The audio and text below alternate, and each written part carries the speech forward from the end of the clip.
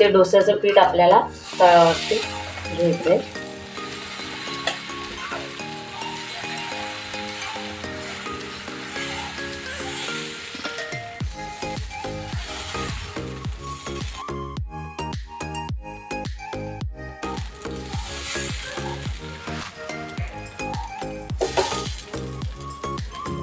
असं घेतलेला आहे.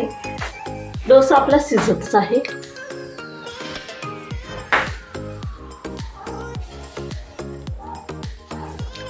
अशा पद्धतीने आपला डोसा 80% झालेला आहे. आता आपण ह्याच्यामध्ये ॲड करणार आहोत पावभाजी.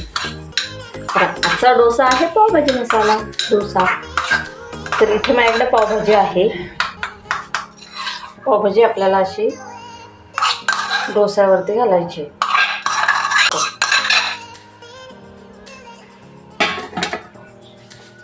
त्याच्यानंतर भाजी सर्वत्र पसरून घ्यायची.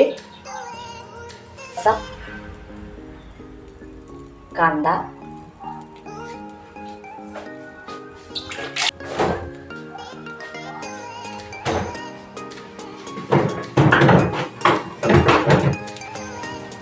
वरून घालणार आहोत आपण बटर.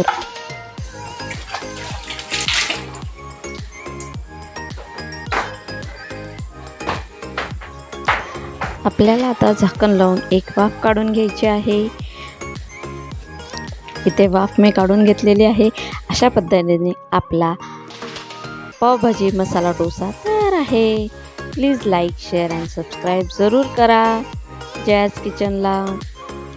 ज्यांना खायला आवडते त्यांच्यासाठी, ज्यांना बनवून खायला घालायला आवडते त्यांच्यासाठी, सर्वांसाठीच आपल्या आवडीचा लाडका चॅनल म्हणजे Jaya's kitchen. Please like, share, subscribe जरूर करा.